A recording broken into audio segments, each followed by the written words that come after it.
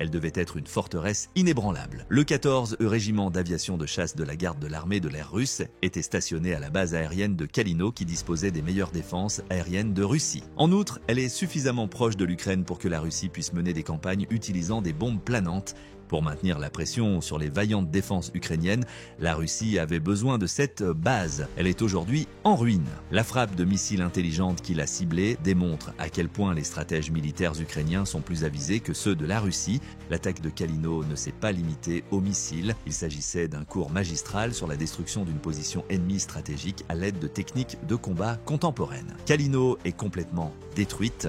Dans cette vidéo, nous verrons ce que l'Ukraine a accompli et comment elle a réussi à détruire l'une des plus importantes installations militaires de la Russie. Mais d'abord, une autre question, qu'est-ce qui a rendu la base aérienne de Kalino importante? Une grande partie de la solution réside dans sa position. Faisant partie de l'oblast de Koursk, que l'Ukraine a envahi en août 2024, Kalino est située à un peu plus de 4 miles à l'est de Koursk. En raison de son emplacement, la base aérienne se trouve également à une trentaine de kilomètres de la frontière nord de l'Ukraine, ce dont la Russie a tiré le meilleur parti. La Russie a utilisé Kalino pour bombarder le nord de l'Ukraine avec ses puissantes bombes planantes pendant une grande partie de la guerre. Le 14e régiment d'aviation de chasse de la garde, qui disposait de 24 chasseurs bombardiers Sukhoi Su-30 SM, était stationné sur le site, comme indiqué précédemment. La Russie a ordonné à ses Su-30 SM de survoler Kalino et ses environs au lieu de pénétrer en Ukraine. Ils devaient ensuite larguer leurs bombes planantes FAB. Reproduites de l'ère soviétique, ces horribles bombes sont dotées d'une puissance explosive considérable. La majorité d'entre elles sont constituées de bombes FAB 1500 de 1,5 tonnes, chacune d'entre elles contenant environ 440 livres d'explosifs. Un obus d'artillerie russe de 152 mm, par exemple, contient environ 14 livres d'explosifs. Par conséquent, une FAB 1500 a une puissance presque 31 fois supérieure à celle d'un obus d'artillerie déjà destructeur, mais la Russie seule ne serait pas en mesure d'utiliser ces armes de manière très efficace. La Russie évite essentiellement de survoler le territoire ukrainien en raison de la capacité de l'Ukraine à résister à ses avions de chasse. Sans l'invention géniale des ailes, elle n'aurait pas pu larguer ses FAB 1500.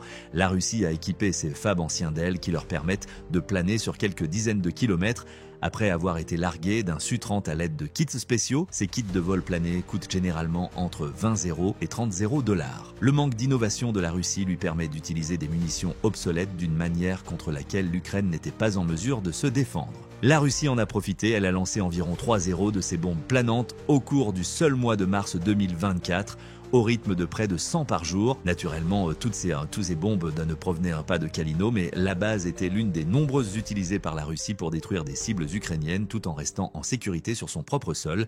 L'importance stratégique de Kalino pour la Russie est évidente, qu'il n'y avait qu'une seule piste de 8200 pieds sur le site proprement dit, mais il y avait des aires d'alerte, des installations de stockage de munitions et de carburant, des quartiers généraux de commandement et des structures similaires pour le personnel technique et aérien. Cette base aérienne était active et bien établie. L'Ukraine en est consciente, elle avait l'intention de prendre toutes les mesures possibles pour réduire l'influence potentielle de la base sur l'opération militaire spéciale du président russe Vladimir Poutine, car elle avait fait l'expérience de la puissance des bombes planantes FAB 1500 lancées depuis Kalino. C'est pourquoi elle a attaqué Kalino à plusieurs reprises avant d'envahir Kaursk.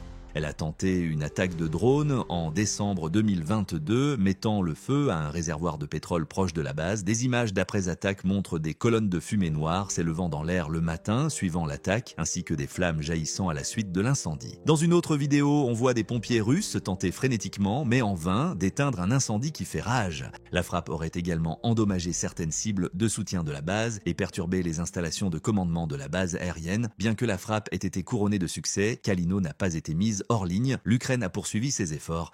Environ 8 mois plus tard, l'Ukraine a lancé une nouvelle attaque sur Kalino en utilisant ses véhicules aériens sans pilote, UAV, cardboard, qui sont à la pointe de la technologie.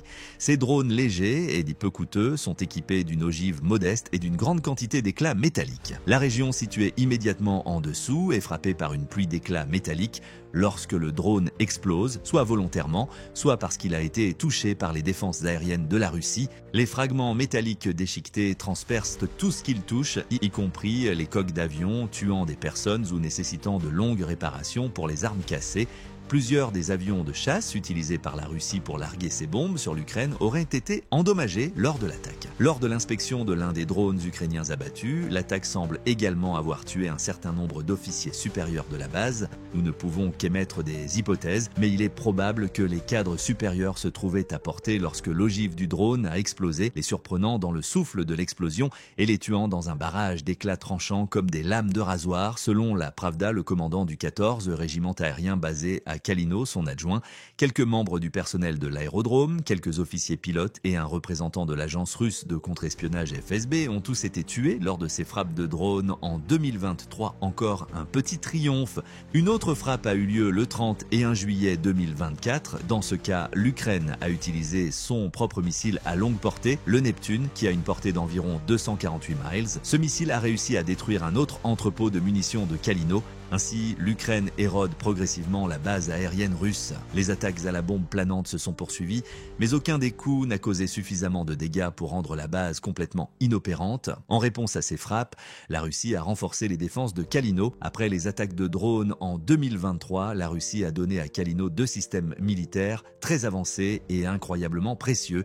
Le premier est l'ajout d'au moins un S-400 à la flotte existante de S-300 de la base. Le S-400 est un système de défense aérienne qui lance des missiles surface-air SAM sur ses cibles. L'OTAN le désigne sous le nom de SA-21 Growler. Le système, qui est en service depuis 2007, est suffisamment mobile pour être conduit à différents endroits et se trouve au sol. Selon la version, sa portée peut varier de 155 à environ 248 000. Ces ogives sont généralement chargées de 315 livres d'explosifs brisés lorsqu'elles frappent une cible. Les missiles 77 N6, qui sont classés comme des armes hit to kill, que la Russie peut utiliser pour simplement abattre des cibles dans le ciel, pourraient également être bientôt installés sur le S-400. Il s'agit du meilleur système de défense aérienne en Russie. Outre la destruction des missiles Tomahawk et des missiles guidés de précision, le S-400 serait capable d'identifier les avions furtifs. Il peut également attaquer plusieurs cibles. Jusqu'à 36 menaces aériennes peuvent être attaquées simultanément par le système. Il s'agit là d'une défense solide en soi. Cependant, la Russie a installé un Tombstone 64 N6 sur la base aérienne pour soutenir sa station S-400 à Kalino. Selon Army Recognition, le Tombstone est un radar moderne qui constitue un élément clé du réseau de défense aérienne russe. Même si son nom suggère une autre arme mortelle, il sert essentiellement de centre de commandement radar pour le S-400, veillant à ce que le lanceur SAM soit orienté dans la bonne direction lorsqu'il vise et tire, en détectant et en suivant les menaces aériennes qui se présentent. Les commandants russes peuvent facilement observer jusqu'à 100 cibles entrantes en même temps grâce aux images radar 3D à réseau phasé du Tombstone qui sont produites sur la fréquence de la bande S. Ces cibles et la portée de détection du Tombstone sont également prises en compte. Ces cibles et la portée de détection du système peuvent changer. Il est possible de suivre des avions et des missiles de croisière jusqu'à une distance de 186 miles. En outre, Tombstone est capable de suivre des missiles balistiques en approche jusqu'à une distance de 621 miles. Un système radar capable d'identifier les menaces en approche et de transmettre des informations vitales au S-400 pour qu'il puisse tirer bien avant que la cible n'atteigne sa position est le résultat de tout cela. En outre, il peut détecter des cibles se déplaçant à grande vitesse et à haute altitude. Il peut facilement détecter la majorité des missiles non balistiques et des avions grâce à son plafond radar de 88 582 pieds. En outre, Tombstone est capable de détecter des objets se déplaçant à une vitesse pouvant atteindre 6213 miles par heure, soit environ Mach 8. La Russie veut que le monde croie à ses spécifications, du moins. Toutefois, si ces spécifications sont exactes, le Tombstone et le S-400 forment une combinaison mortelle. Il suit les menaces qui s'approchent, quelle que soit leur vitesse ou leur altitude, et envoie des images radar précises au centre de commandement et au S-400 lui-même, ce qui permet au lanceur SAM de tirer avec une précision bien plus grande. Même sans le S-400, le Tombstone aurait été un complément utile à Kalino car il peut se connecter au système S-300 russe antérieur. Les S-400 et les S-300 sont les points des défenses aériennes de Kalino et le Tombstone en est les yeux. À la suite des précédents raids ukrainiens, Kalino a acquis la réputation d'être pratiquement impénétrable. Grâce à cette combinaison, la situation de l'Ukraine s'est aggravée. La Russie pourrait commencer à viser des cibles civiles ukrainiennes proches de la frontière avec ses S-400 et S-300 une fois que le Tombstone sera en place. Les trajectoires des missiles balistiques ont été utilisées pour lancer les missiles antiaériens qui étaient censés abattre des cibles aériennes. En combinant ces ces missiles avec les bombes guidées russes. On obtient un grand nombre d'explosifs dirigés vers des endroits tels que Soumy et peut-être Kharkiv. L'Ukraine a eu des problèmes avec l'ajout du S-400. Cependant, si l'Ukraine voulait soulager la pression qu'elle ressentait sur le front nord de l'opération militaire spéciale de Poutine, il était impératif de frapper l'installation, ce qui était rendu difficile par le Tombstone à Kalino. Fin novembre 2024, l'Ukraine a accompli l'impossible en détruisant complètement la base aérienne lourdement fortifiée de Kalino. La question est claire, comment l'Ukraine a-t-elle géré la situation? La solution commence le 18 novembre 2024 lorsqu'il est annoncé que l'Ukraine a finalement reçu l'autorisation du président Joe Biden d'utiliser des armes ATACMS fabriquées aux États-Unis sur le sol russe.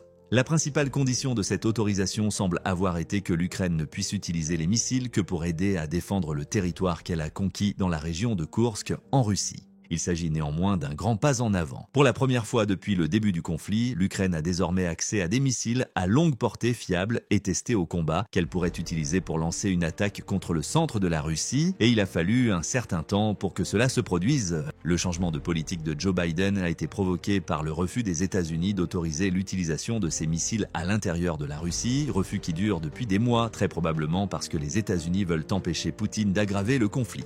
Kalino et d'autres bases étaient des cibles de choix. Kalino se trouve bien à portée des ATACMS qui peuvent leur voler jusqu'à 190 miles avant d'atterrir sur leur cible. L'obtention de l'autorisation de l'ATACMS était cruciale pour l'Ukraine. Toutefois, l'Ukraine n'aurait pas été en mesure d'exécuter l'incroyable frappe qu'elle a menée le 25 novembre avec ses seuls missiles. Ces roquettes devaient encore franchir les formidables défenses russes de Kalino. La façon dont ces défenses ont été mises en place est révélée dans une analyse de la frappe réalisée par Kiev. Les régions les plus peuplées de la base sont situées au nord selon une carte de la base. Les installations de traitement des armes de Kalino, un grand nombre de ses aéronefs, la piste d'atterrissage et les systèmes de soutien mécaniques et techniques nécessaires à l'entretien de l'installation se trouvaient tous à cet endroit pour l'Ukraine. Les revêtements de Kalino s'y trouvent également. Leurs murs protègent les avions de chasse de Kalino et offrent une couverture à ses armes antiaériennes, dont les S-300 et au moins un S-400. Si l'Ukraine voulait avoir un espoir d'atteindre les cibles les plus précieuses de la base, elle devrait franchir ses défenses.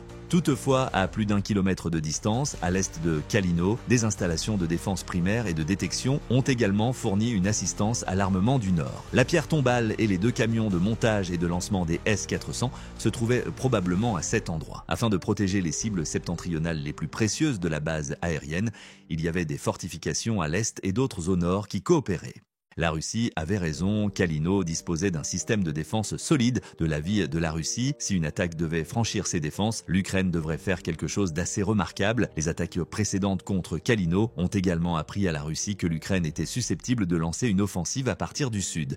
Afin de détecter et d'intercepter les missiles et les drones se dirigeant vers la base depuis le sud avant qu'ils n'atteignent leurs cibles au nord, la pierre tombale a été positionnée à l'est. Il n'y avait qu'un seul problème, l'Ukraine n'allait pas lancer une attaque au sud, elle allait plutôt frapper la pierre tombale qui sous-tendait l'ensemble du réseau radar de la base, l'élément le plus crucial de tout le dispositif défensif de Kalino. L'ensemble de la base deviendrait aveugle si la pierre tombale était enlevée. Les S-400 et les S-300 pourraient toujours tirer. Ils ne seraient pas mis hors service.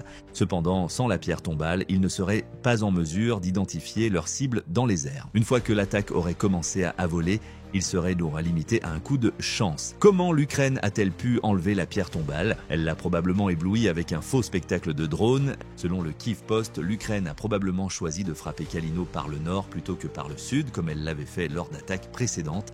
La tâche a été confiée à des drones de frappe à longue portée qui auraient probablement été déployés en grande quantité et associés à un certain nombre de drones que l'Ukraine a déjà utilisés efficacement contre la Russie. Des plateformes de frappe plus rapides auraient volé aux côtés de drones silencieux comme le Brownmoor et le Puma. Pour garantir qu'ils convergent tous au même moment vers le nord de Kalino, chaque drone aurait eu une trajectoire de vol soigneusement planifiée. L'Ukraine a ensuite lancé une attaque par vagues successives. Le drone qui se déplaçait le plus lentement et le plus silencieusement s'est approché en premier de la zone cible et s'est rapproché jusqu'à ce qu'il soit en vue de la pierre tombale. Rappelons que la technologie radar russe est capable de suivre simultanément jusqu'à 100 cibles. L'Ukraine a lancé les drones les plus rapides vers la base aérienne, peu après les drones les plus lents qui ont été les premières cibles. Ces drones étaient tous des leurs, conçus pour maximiser les capacités de repérage de la pierre tombale et dévier les tirs des S-300 et S-400.